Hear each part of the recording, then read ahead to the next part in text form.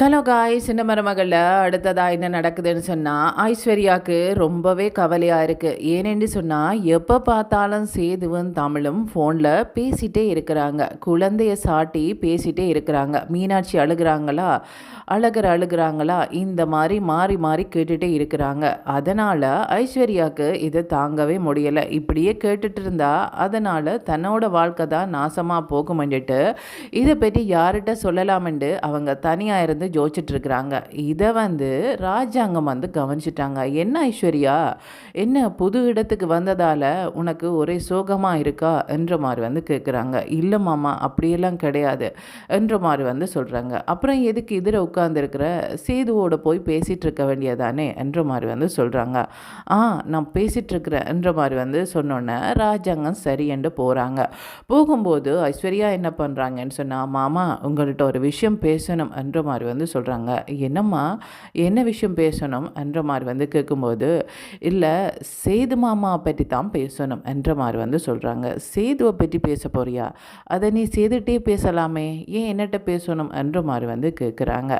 கேட்கும்போது ஐஸ்வர்யா சொல்கிறாங்க, அவங்கள்ட்ட பேச முடியாதுன்றதுனால தான் நான் அதை பற்றி உங்கள்கிட்ட பேசுகிறேன் என்ற மாதிரி சொல்கிறாங்க. அது மட்டும் இல்லாமல் நிறைய தடவை நான் இதை பற்றி அவங்கள்ட்ட பேசியுமே எனக்கு எந்த பிரயோஜனமும் கிடைக்கல என்ற மாதிரி சொல்கிறாங்க. என்னம்மா, சேது அவ்வளவு கொடூரமானவன் கிடையாதே, ரொம்ப நல்லவன், மற்றவங்களுக்கு உதவி செய்யணுமென்ற மனம் கொண்டவன். அப்படிப்பட்டவன்கிட்ட நீ சொல்ல முடியாத விஷயம் என்று சொல்லி என்ன இருக்கு என்ற மாதிரி சொல்கிறாங்க. இல்லை மாமா, எல்லாமே அந்த தமிழ்ச்செல்வியை பற்றி தான் நான் பேச போகிறேன் என்ற மாதிரி சொல்கிறாங்க. தமிழ்ச்செல்வி ஒரு நாளைக்கு குறைஞ்சது 10 தடவையாவது ஃபோன் பண்ணுறாங்க. அதனால் சேது மாமாவும் தமிழ்ச்செல்வியும் அடிக்கடி பேசிக்கொள்கிறாங்க. குழந்தைய சாட்டி அவங்க நெடுக்கலுமே ஃபோன் பண்ணுறது எனக்கு பிடிக்கல என்ற மாதிரி சொல்கிறாங்க. என்னம்மா, அவங்க குழந்தைய பார்க்குறதுக்காகவும் குழந்தைய அழுகுதாண்டு கேட்குறதுக்காக தானே ஃபோன் பண்ணியிருப்பாங்க. இதில் நீ கோவிக்கிறதுக்கு என்னம்மா இருக்குது என்ற மாதிரி சொல்கிறாங்க ராஜாங்கம். இல்லை மாமா, அப்படி பார்க்க போனால் அவங்க எப்போவுமே தானே பேசிகிட்டு இருப்பாங்க, இதனால் எனக்கு கோபம் வராதா என்ன, சொல்லுங்க பார்க்கலாம் என்ற மாதிரி சொல்கிறாங்க. இங்கே பாரம்மா, அவங்க ஃபோன் பண்ணி தங்களோட பழைய வாழ்க்கையை பற்றி பேசியிருந்தா அல்லது தமிழ்ச்செல்வியை பற்றின தனிப்பட்ட விஷயத்தையோ அல்லது சேதுவை பற்றின தனிப்பட்ட விஷயத்தையோ பேசியிருந்தா உனக்கு கோபம் வர்றதுல நியாயம் இருக்குது. ஆனால் அவங்க அப்படி எதுவும் பேசினதா எனக்கு தெரியவே இல்லைம்மா. எனக்கு முன்னாடி கூட அவன் பேசியிருக்கிறான் தான், ஆனால் குழந்தையை பற்றி தான் பேசுவான். இப்படி இருக்கும்போது எதுக்கம்மா உனக்கு இந்த சந்தேகம் என்ற மாதிரி சொல்கிறாங்க. நான் சந்தேகமெல்லாம் படலை, எனக்கு அப்படி இருக்கிறது பிடிக்கல என்ற மாதிரி சொல்கிறாங்க. இப்போ என்ன பண்ணலாம்னு சொல்லு, நீ சொல்கிற விஷயம் கேட்கக்கூடியதாக இருந்தால் நான் அதை கேட்டுடுறேன் என்ற மாதிரி சொல்கிறாங்க. இல்லை, நான் ஒரு விஷயம் யோசித்து வச்சுக்கிறேன், அதை பண்ணிட்டாங்கன்னு சொன்னால் அப்புறமா எந்த பிரச்சனையும் சேது மாமாக்கும் எனக்கும் இடையில் வராது என்ற மாதிரி சொல்கிறாங்க. என்னம்மா, எந்த பிரச்சனையும் வராதா? அப்படி என்னம்மா தீர்வு இருக்குது? அப்படி உனக்கு மட்டும் தெரிஞ்ச தீர்வு என்னம்மா இருக்குது, அதை சொல்லிடு என்ற மாதிரி கேட்குறாங்க. அது வேறொன்றும் இல்லை, அழகரையோ சேகரையோ இவங்க இந்த வீட்டுக்கு கொண்டுறோன்னு அவசியம் இல்லையே, மீனாட்சியை வச்சு வளர்க்கலாம் தானே. அழகருக்கும் மீனாட்சிக்கும் தேவையானதெல்லாம் இவங்க வாங்கி கொடுத்துட்டா போதும். அப்படி இருக்கிறதுக்கு எதுக்கு இவங்க அவங்களே இந்த வீட்டிலே கொண்டு வச்சிருக்கிறாங்க? இவங்க அப்படி என்று சொன்னால் இன்னொரு கல்யாணம் பண்ணாமலே இருந்திருக்கலாமே. இவ்வளவு பாசம் இருக்கிறவங்க ஏன் இப்படி பண்ணாங்க என்ற மாதிரி கேட்குறாங்க. நீ கேட்குறது உன்ற இடத்துல இருந்து பார்க்கும்போது சரியாக தானமாக இருக்குது, ஆனால் அவனுக்கு இந்த மாதிரியான பிரச்சனைகள் எல்லாம் வருமெண்டு ஆரம்பத்திலேயே தெரியாதேம்மா. இந்த மாதிரி என்னோட அம்மா குழந்தைய கொண்டு கொடுப்பாங்கன்னு தெரியாது, கொடுக்கும்போது அவன் என்ன பண்ணான் பார்த்தனி தானே, அவன் வாங்கவே இல்லை. அப்புறமா அவனுக்கு அவ்வளவு பாசம் இருக்கின்றது எங்களுக்குமே பிறகுதான் தெரிய வந்தது. இவ்வளவு பாசத்தோடு இருக்கிறவங்களை பிரிக்கிறது அவ்வளோ நல்லா இல்லையே என்ற மாதிரி சொல்கிறாங்க. இப்படி சொல்லும்போது ஐஸ்வர்யா சொல்கிறாங்க, அப்புறம் நானுமே பிரிஞ்சு தானே இருக்கிறேன், எனக்கும் பாசம் இல்லையா என்ற மாதிரி கேட்குறாங்க.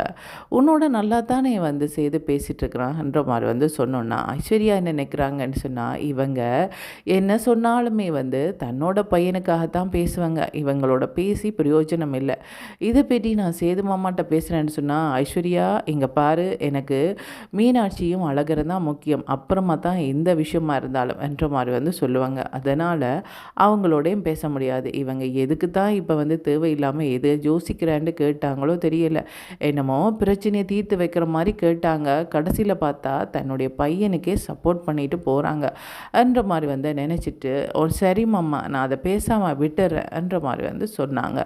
சொல்லும்போது ராஜாங்க சரியம்மா அப்படி தான் இருக்கணும் அண்டுட்டு அவங்க பாட்டுக்கு போயிடுறாங்க. இப்போ சேது என்ன பார்க்குறாங்கன்னு சொன்னால், எங்கே இந்த ஐஸ்வர்யாவை காணவே இல்லையே என்ற மாதிரி வந்து தேடுறாங்க. அப்படி தேடுவாங்கன்னு சொல்லி ஐஸ்வர்யா எதிர்பார்க்கவே இல்லை. ஏன்னு சொன்னால் அவங்க அந்த வீட்டில் ஐஸ்வர்யாவை இவங்க தேடினதே கிடையாது.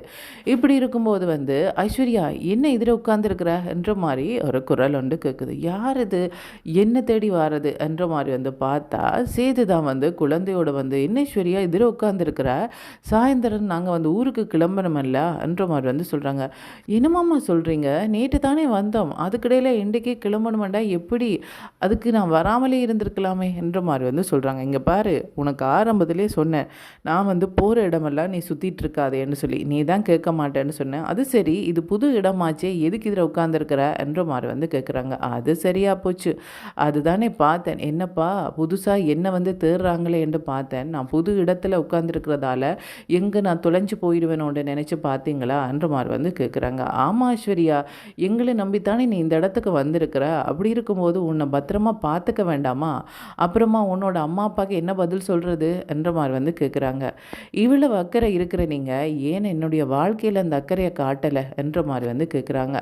கல்யாணமாகி ஒரு மாதத்துக்கு மேலே ஆகுது, இன்று வரைக்கும் நீங்கள் என்னோட சரியாக பேசினதே இல்லை, எனக்கு என்ன பிடிக்கும் பிடிக்காதுன்னு கூட உங்களுக்கு தெரியாது, அப்படி இருக்கும்போது ஏன் இந்த விஷயத்தை மட்டும் கேட்குறீங்க என்ற மாதிரி வந்து கேட்குறாங்க. இங்கே பார் ஐஸ்வர்யா, உன்னை தேட வேண்டிய அவசியம் எனக்கு இல்லை, நீ ஊரில் இருந்தா நீயாவே வீட்டுக்கு வந்துடுவ, ஆனால் புது ஊரில் இருக்கும்போது நாங்கள் கூட்டிகிட்டு வந்திருக்கும்போது உன்னை தேட வேண்டிய அவசியம் எனக்கு இருக்குது, போகும்போது நான் வந்து உன்னை கூட்டிகிட்டே போகணும் இல்லையா, அதுதான் கேட்டேன் என்ற மாதிரி வந்து சொல்லிகிட்டு இருக்கிறாங்க. இப்படி சொல்லிகிட்டு இருக்கும்போதே தமிழ்ச்செல்வி வந்து ஃபோன் பண்ணுறாங்க. அவங்க வந்து குழந்தைக்கு மருந்தெல்லாம் கொடுத்துட்டிங்களா என்ற மாதிரி வந்து கேட்குறதுக்கு தான் எடுத்திருந்தாங்க. இப்படி எடுத்தோன்னா ஐஸ்வர்யா என்ன பண்ணுறாங்கன்னு சொன்னால், இந்த குழந்தை எப்படி நான் வந்து ஃபோனை எடுக்கிறேன்னு சொல்லும்போது ஐஸ்வர்யா இருங்க வாரேன்ட்டு ஃபோனை தான் போய் எடுக்கிறாங்க. எடுத்து கொண்டு வந்து கொடுத்துட்டு என்ன சொல்கிறாங்கன்னு சொன்னால், எதுக்கு இவங்க அடிக்கடி எடுக்கிறாங்க, ஒருக்கா சொன்னால் பத்தாதா, நீங்களும் தானே ஹாஸ்பிட்டலுக்கு போகிறீங்க, உங்களுக்கு தானே எப்பப்போ மாத்திரையெல்லாம் கொடுக்கணும், எப்பப்போ எல்லாம் அவங்களுக்கு மருந்து கொடுக்கணும் என்ற அதையெல்லாம் சொல்லியிருக்கிறாங்க, அவங்களுக்கு என்னெல்லாம் சொல்லி விடுறாங்களோ அதெல்லாம் உங்களுக்கும் சொல்லி விட்டுருப்பாங்க தானே, நீங்களுமே குழந்தைய கொண்டு போகிறீங்க தானே ஹாஸ்பிட்டலுக்கு என்ற மாதிரி வந்து சொல்கிறாங்க. இல்லேஸ்வரியா, அவள் தான் தெளிவாக அதெல்லாம் சொல்லுவாள், ஒரு சில விஷயங்களை நான் மறந்துடுவேன், ஆனால் அவள் வந்து தெளிவாக எல்லாம் ஞாபகப்படுத்துவா, இப்போ பாரு அதை பேசுகிறதுக்கு தான் வந்து கோல் பண்ணியிருக்கிறா என்ற மாதிரி வந்து சொல்கிறாங்க. இப்படி சொன்னோன்னே வந்து தமிழ்ச்செல்வியும் அவங்கண்ட ஹாஸ்பிட்டல் விஷயங்களை பேசிட்டு அவங்க வந்து ஃபோனை வச்சிடுறாங்க. பார்த்தியா, உன்ன மாதிரியெல்லாம் அவள் பெருசாக எல்லாம் யோசிக்க மாட்டான், எனக்கு தமிழ்ச்செல்வியை பற்றி தெரியும் என்ற மாதிரி வந்து சொல்கிறாங்க. இப்படி சொன்னோன்னா ஐஸ்வர்யா கேட்குறாங்க, நீங்கள் பெரிய தப்பு பண்ணிட்டீங்க, நீங்கள் தப்பு பண்ணீங்களோ இல்லையோ நான் தப்பு பண்ணிட்டேன் என்ற மாதிரி வந்து சொல்கிறாங்க. ஏன் என்ன தப்பு பண்ண, நீ எந்த பிரச்சனையும் கொடுக்கலையே என்ற மாதிரி வந்து சேது வந்து சொல்கிறாங்க. இல்லை, இந்த வீட்டில் நான் எதுக்கு இருக்கணும், தேவையில்லை தானே இந்த கல்யாணம் என்ற மாதிரி வந்து சொல்கிறாங்க. சேதுக்கு என்ன பண்ணுறேன்னே தெரியல, ஏன் ஐஸ்வர்யா திடீரென்று இப்படி ஒரு வெறுப்பாக பேசுகிற மாதிரி பேசுகிறன்ற மாதிரி வந்து கேட்குறாங்க. இல்லை, எனக்கு அப்படித்தானே இருக்குது, நான் பேசுகிற எதுவுமே உங்களோட காதில் விழமாட்டேன்டுது, ஆனால் தமிழ்ச்செல்வி கால் பண்ணால் மட்டும் எடுத்துத்தா ஃபோனை, நான் சீக்கிரமாகவே பேசணும் என்ற மாதிரி வந்து நினைக்கிறீங்க, அப்புறம் எதுக்கு நீங்கள் வந்து குழந்தைய பார்த்துக்கொள்கிறீங்க, ஃப்ரீயாக இருக்கிற நேரத்தில் தமிழ்ச்செல்விகிட்ட பேசிக்கொள்கிறீங்க, அப்படி இல்லைன்னு சொன்னால் உங்களுடைய அம்மா அப்பாவோட பேசிக்கொள்ளுவீங்க, அல்லது போனால் கருப்பண்ணாவோட பேசிக்கொள்ளுவீங்க, இதில் நான் தேவையில்லாமல் எதுக்கு சுற்றிட்டு இருக்கணும் என்ற மாதிரி வந்து சொல்கிறாங்க. ஐஸ்வர்யா, இங்கே பாரு, இப்படியெல்லாம் பேசக்கூடாது, ஆமாம் நான் சொல்கிறதுல என்ன தப்பு, நான் தான் பெரிய தப்பு பண்ணிட்டேன் போல இருக்குது, நீங்கள் யார், எப்படிப்பட்ட நீங்கள் என்ன யாரில் பாசம் வச்சுருக்கிறீங்க இதெல்லாம் தெரியாமல் உங்களை கல்யாணம் பண்ணிட்டேன், நீங்கள் தமிழ்ச்செல்வியில் தான் பாசமாக இருக்கிறீங்க, தமிழ்ச்செல்வியோட குழந்தைகளில் தான் பாசமாக இருக்கிறீங்க, சும்மா வந்து ஊருக்கு காட்டுறதுக்காக இன்னொரு கல்யாணம் பண்ணியிருக்கிறீங்க, சேச்சே அப்படி கூட சொல்ல முடியாது, நீங்கள் தமிழ்ச்செல்வியில் இருக்கிற கோபத்தில் அவங்களுக்கு கோபம் வரணுமென்றதுக்காக, வெறுப்பு வரணுமென்றதுக்காக என்ன கல்யாணம் பண்ணியிருக்கிறீங்க, உங்கள் 2 பேர்ட்ட சண்டையிலே இடையில வந்து நான் மாட்டுப்பட்டுட்டோம் போல இருக்குது, இதுதான் நடந்திருக்கு, மற்றபடி இது ஒரு உண்மையான கல்யாணம் மாதிரி எனக்கு தெரியவே இல்லை என்ற மாதிரி வந்து சொல்கிறாங்க. இங்கே பாரு ஐஸ்வர்யா, திரும்ப திரும்ப இதையே பேசி நீ ரொம்ப மனசை நோகடிச்சிட்ருக்கிற என்ற மாதிரி சொல்கிறாங்க. நான் உங்களோட மனசை நோகடிக்கிறேன்னா நீங்கள் தான் என்னோட மனசை நோகடிச்சிட்ருக்கிறீங்க என்ற மாதிரி சொல்கிறாங்க. இந்த சத்தம் கருப்புக்கு கேட்டுடுது. என்னப்பா என்ன பிரச்சனை, வந்த இடத்துல எதுக்கு பிரச்சனை பண்ணுறீங்க என்ற மாதிரி சொல்கிறாங்க. அண்ணே இங்கே பாரு, நான் சொல்கிறத கேளு, நான் சொல்கிறது சரியா இவ சொல்கிறது சரியான்னு நீயே சொல்லு. அதாவது மீனாட்சி அழகிற மாறி மாறி வாரத்துக்கு ஒரு தடவை நான் கூட்டிகிட்டு வரேன். அவங்களுக்கு என்ன மாத்திரையெல்லாம் கொடுக்கணும் என்றதை தமிழ்ச்செல்வி ஃபோன் பண்ணி சொல்கிறா. அழுதா அவங்கள்ட முகத்தை பார்க்குறதுக்காக ஃபோன் பண்ணுறா. இது இவளுக்கு பிடிக்கல. என்னென்ன இது இப்படியெல்லாம் இருக்கலாமா என்ற மாதிரி சொல்கிறாங்க. இங்கே பாருங்கள், உங்களோட பிரச்சனைக்குள்ளே நான் வரலை, உங்களோட சத்தம் அங்கே வரைக்கும் கேட்குது. இங்கே மற்றவங்க எல்லாம் இருக்கிறாங்க இல்லை, பார்க்குறவங்க என்ன நினைப்பாங்க, என்னப்பா இவங்க வந்த நேரத்துலேருந்து ஒரு சத்தமாக இருக்குன்னு நினைக்க போகிறாங்க. முக்கியமாக உன்னோட அப்பாண்ட காதில் விழுந்தால் அவங்க என்ன நினைப்பாங்க, என்னடா வீட்டில் சண்டை எதுவுமே இல்லாத மாதிரி இருந்தாங்க, ஏன்னா வந்ததுமே சண்டை பிடிக்கிறாங்க என்ற மாதிரி நினைக்க மாட்டாங்க. அதனால் எந்த பிரச்சனையாக இருந்தாலும் பேசாமல் இருங்க, வீட்டில் போய் பேசிக்கொள்ளலாம். இங்கே பேசுகிறதால என்ன நடக்க போகுது, தேவையில்லாத சண்டை தான் பெருசாக போகுது என்ற மாதிரி சொல்கிறாங்க.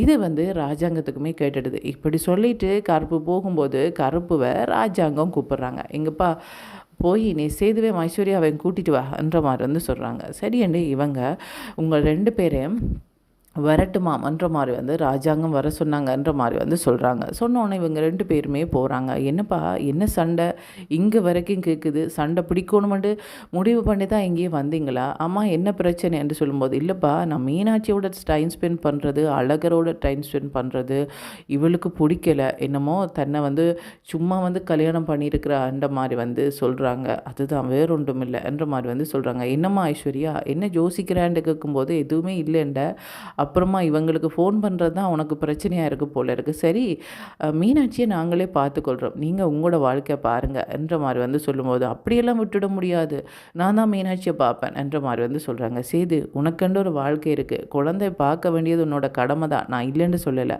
ஆனால் அந்த பொண்ணை பற்றி நீ கொஞ்சம் யோசிக்கணும் இல்லைப்பா, அந்த பொண்ணு உன்னை நம்பித்தானே வந்திருக்குன்னு சொல்லும்போது, நான் அவங்கள கைவிடலையே, இங்கே பாருங்கள் நான் வரும்போது வரப்போகிறேன்னு கேட்டாங்க, கூட்டிகிட்டு தானே வந்திருக்கிறேன், இதில் என்ன அவங்களுக்கு பிரச்சனை இருக்குன்னு தான் தெரியலை என்ற மாதிரி சொல்கிறாங்க. இங்கே பாருங்கள், இந்த பிரச்சனை பெருசாகக்கூடாதுன்னு சொன்னால் மீனாட்சியை என்னிட்ட தந்துடுங்க, நீங்கள் இங்கே நின்றுட்டு ஒரு வாரம் கழித்து ஊருக்கு வாங்க, நான் மீனாட்சியை கொண்டு போகிறேன்னு சொல்லும்போது அவங்க என்ன சொல்கிறாங்கன்னு சொன்னால், சேது மீனாட்சியை விட்டுட்டு ஒரு மணித்தியாலம் கூட நான் இருக்க மாட்டேன், நான் மீனாட்சி கூட தான் இருப்பேன். அது மட்டும் இல்லாமல் தமிழ்ச்செல்வி மீனாட்சிக்காக அடிக்கடி ஃபோன் பண்ணிகிட்டே இருப்பா, பஞ்சாயத்தில் கொண்டு போய் மீனாட்சியை மாற்றி அழகரை கூட்டிகிட்டு வரணும், அதனால் நான் நாளைக்கு கிளம்பணும், இங்கே நிற்கிற ஐடியாவே எனக்கு இல்லை, யாருக்காவது நிற்க விருப்பம்னா தாராளமாக நிற்கலாம், ஆனால் என்னோடய குழந்தைகளுக்காகத்தான் நான் எப்போவுமே பாடுபடுவேன் என்று சொல்லிட்டு அவங்க பாட்டுக்கு போயிடுறாங்க.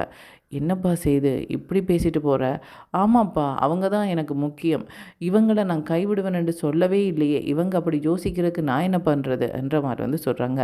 பாருங்க மாமா, இப்படி பேசிட்டு போனால் அதுக்கு என்ன அர்த்தம், என்னில் அக்கறை இல்லைன்னு தானே அர்த்தம், இதை கேட்டால் அவங்க எதுக்கு கோவப்படுறாங்க என்ற மாதிரி சொல்கிறாங்க. சரி விடம்மா, வந்த இடத்துல இந்த பிரச்சனையெல்லாம் வேண்டாம், அதுதான் சொல்லிட்டான்ல நாளைக்கு ஊருக்கு போகிறோமான்னு சொல்லி, ஊருக்கு போனதுக்கப்புறமா இதை பற்றி பேசலாம் என்ற மாதிரி சொல்லிட்டு விட்டுட்டாங்க. ஊருக்கு போனதுக்கப்புறமா என்ன பதிலை செய்து சொல்ல போகிறாங்க, என்ன கேள்வி ராஜாங்கம் கேட்க போகிறாங்கன்றதை காய்ஸ் வெயிட் பண்ணி தான் பார்க்கணும். ஓகே, தேங்க்யூ, பாய்.